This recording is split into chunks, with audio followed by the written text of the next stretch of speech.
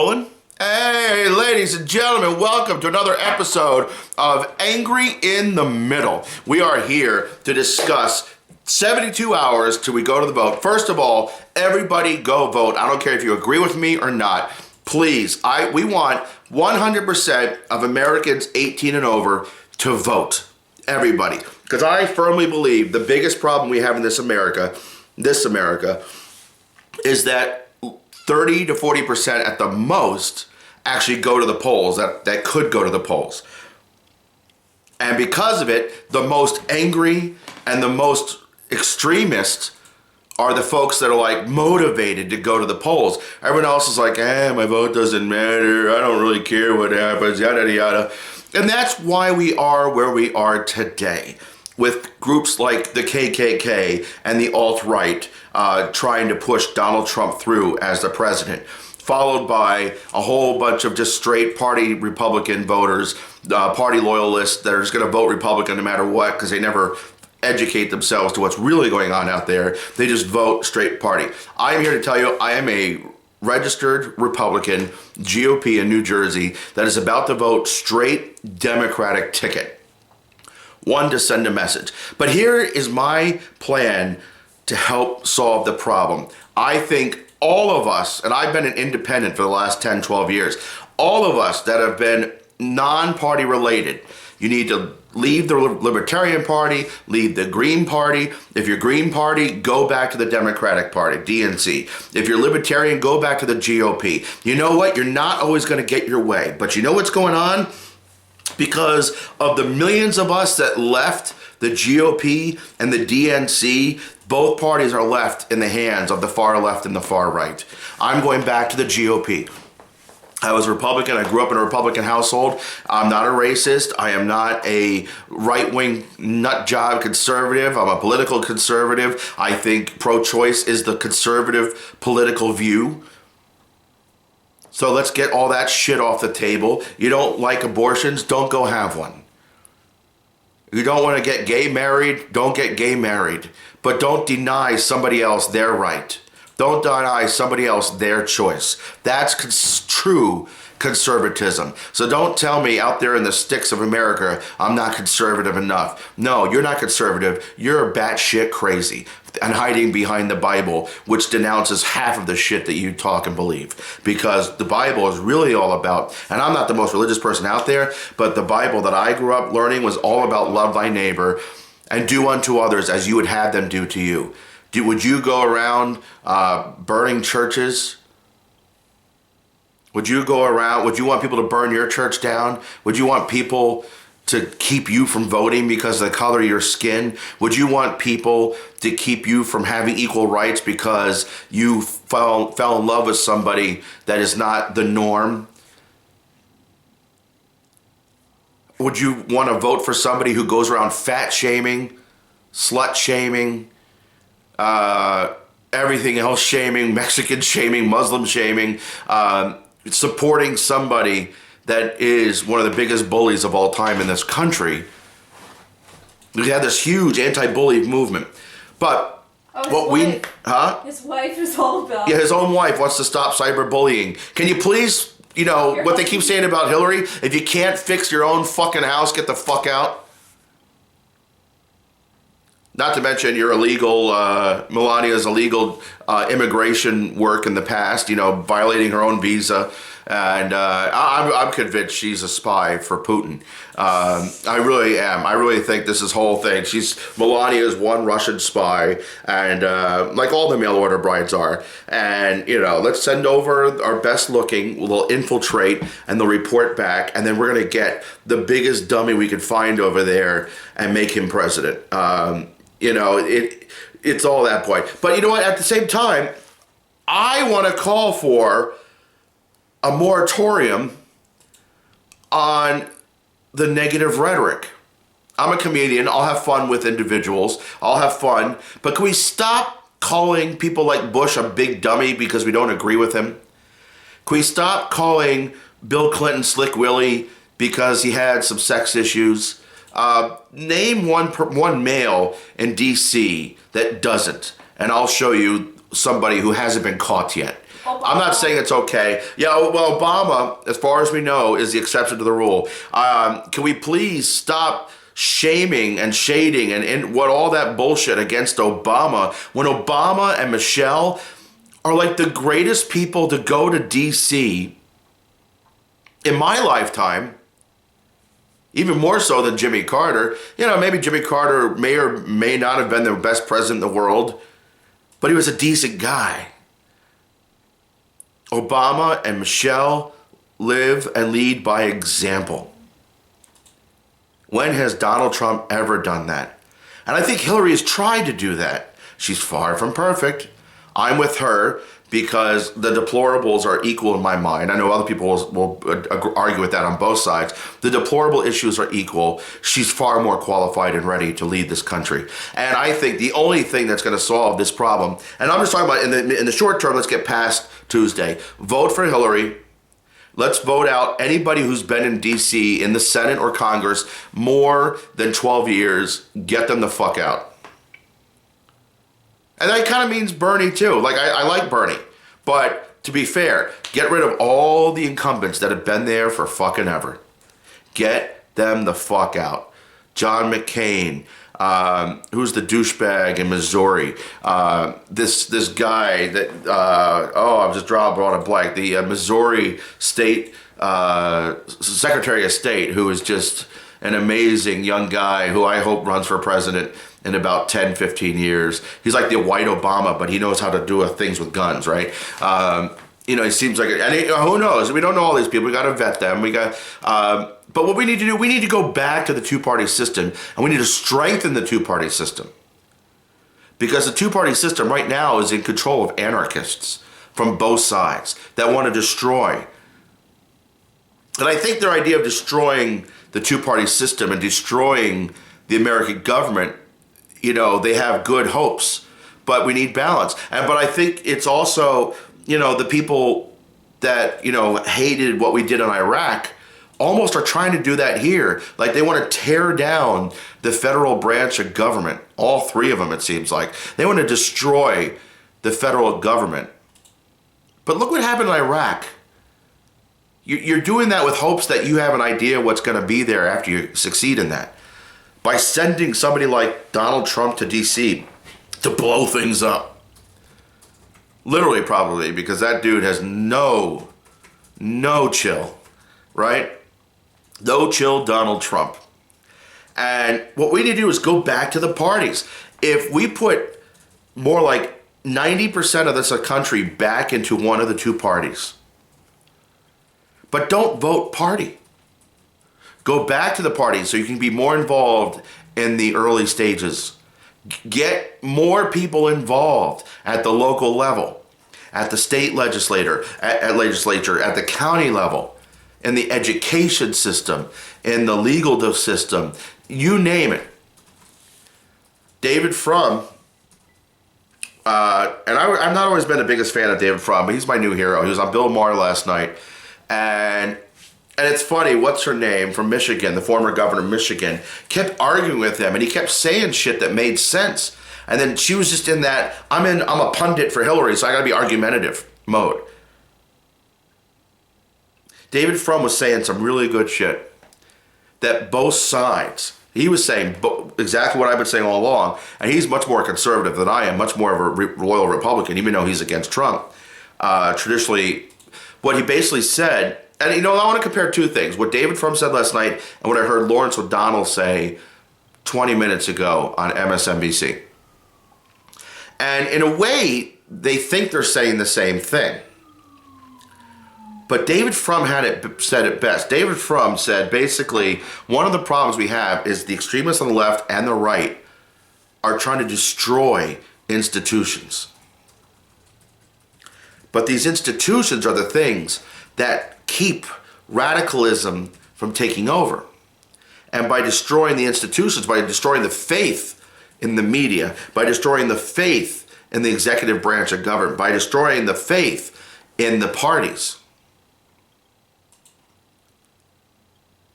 you destroy the few things that are out there that keep the power hungry in check. At times, they are home to the power hungry.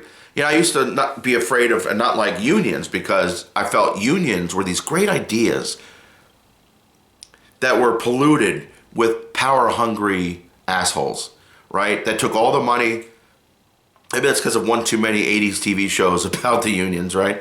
They would take all the money and supposedly helping the workers, and then they would tell everybody, oh, vote this guy, you know, just allegiance to the Democratic Party, and all the mafia ties in Chicago that helped get Kennedy elected in Chicago, right?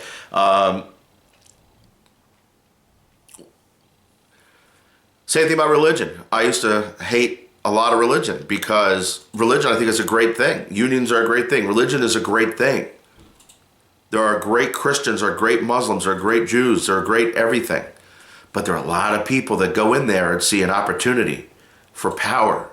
I've known priests that were power-hungry assholes at the cathedral in D.C. This guy, he was like 1500s Pope types. You know what I'm saying? Now, at the same time, most priests I've met are just great leaders of our communities that want to help. And there are a lot of imperfect people out there, but, you know, religious leaders. But then the religious leaders are out there saying that we should kill gays. Or the religious leaders that are out there on TV that are only in it for the buck. And they're millionaires, maybe borderline billionaires, from taking your money in the name of Jesus. Nothing wrong with Jesus, nothing wrong with the Bible, but there's some real assholes that use it to their benefit. And there are just way too many blind followers that are hurting out there that see somebody like, and this isn't Trump, but Trump or one of these evangelicals. Follow me, watch me on TV, listen to me on the radio, and give me all your money, and your soul will be saved. Some scary shit. So David from the Atlantic is saying by destroying all these institutions and the faith in these institutions, we are destroying the institutions that help guide the country. The people that actually know what's really going on. And we have all these, you know, false gods, false prophets in radical left and right-wing radio and TV that don't have a fucking clue what's going on. They speculate a whole lot.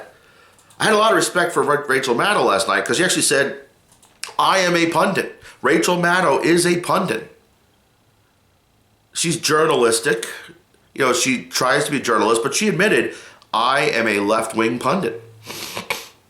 And she said that in reference to a reporter, a journalist that she really respects. I forget the context of it, but I had to respect that. Now, in contrast to what David Frum said, let's talk about what Lawrence O'Donnell just said. Lawrence O'Donnell was saying the framework of the founders of this country, that originally they didn't want all the dumb shits voting.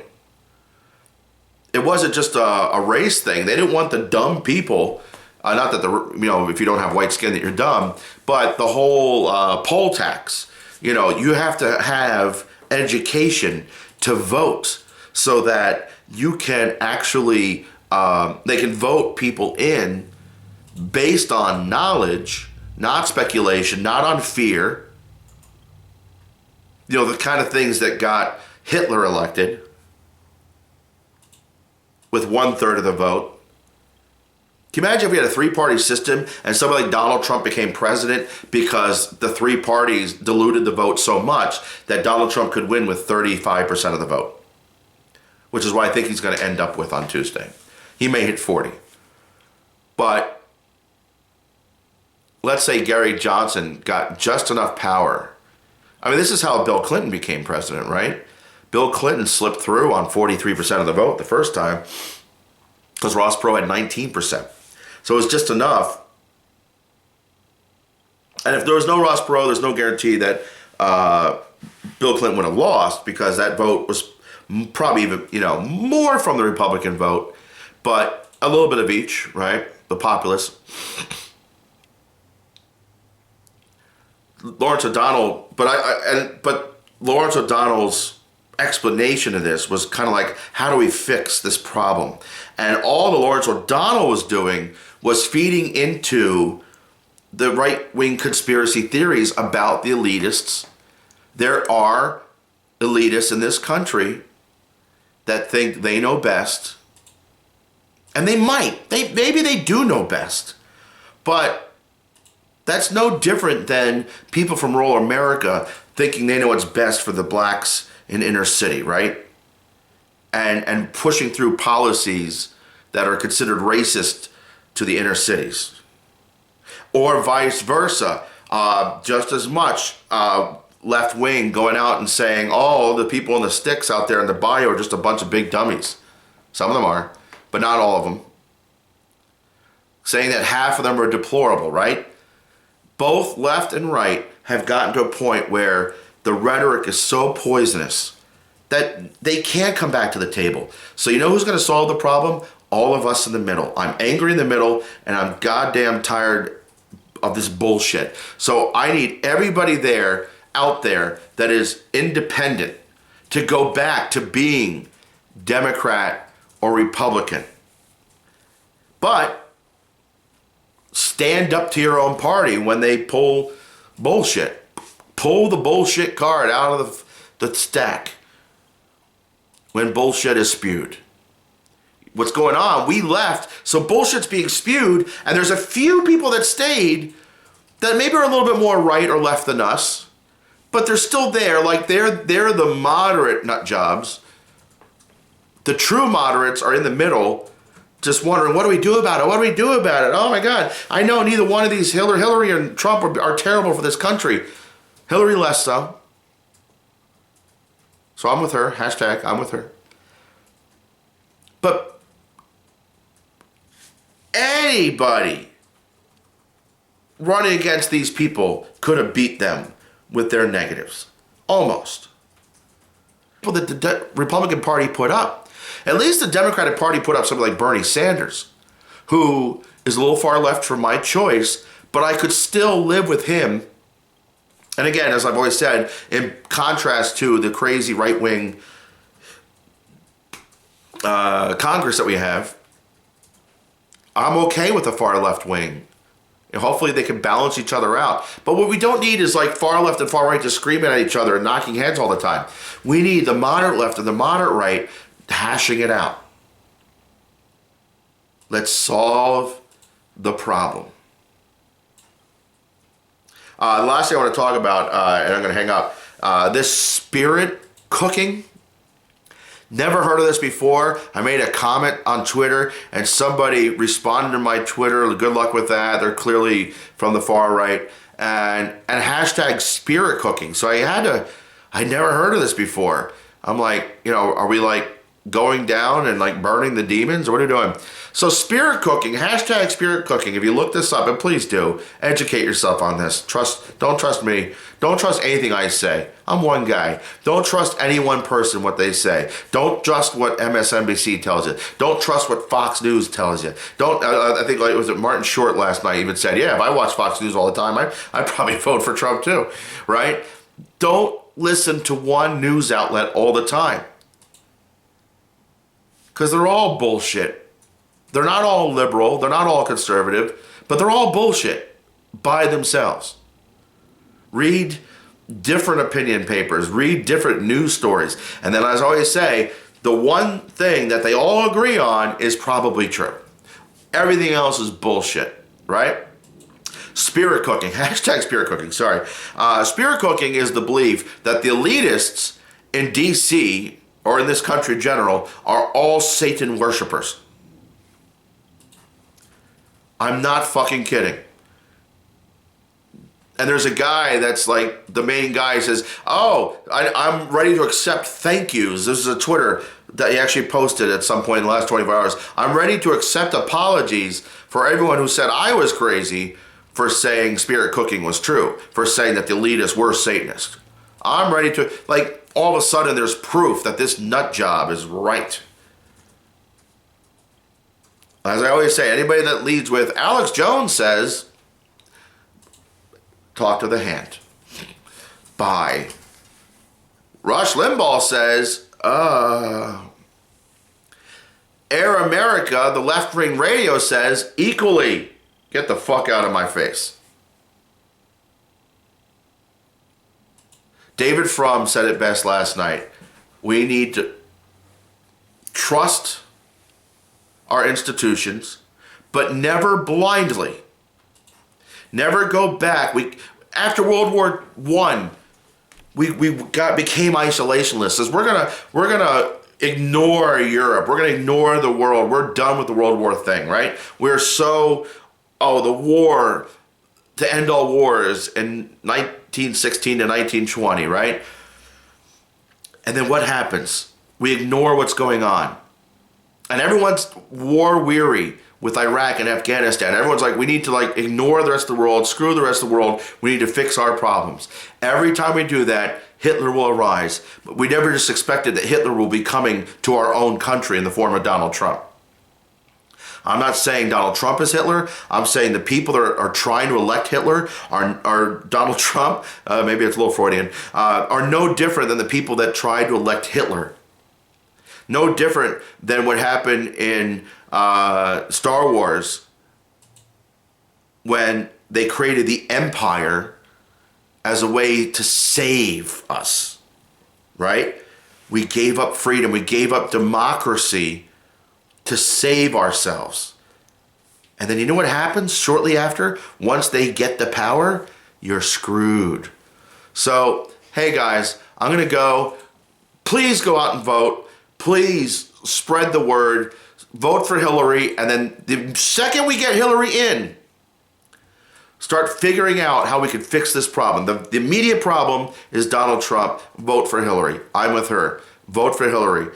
Get rid of all the incumbents. And then the day after, Wednesday, this week, we need to start talking, how do we fix this country? Nobody needs to take back the country. We need to fix this country. As we're already great, but how do we stay great and move forward? Because we're at the mountaintop. Maybe we even started to come down a little bit, but we're at the mountaintop.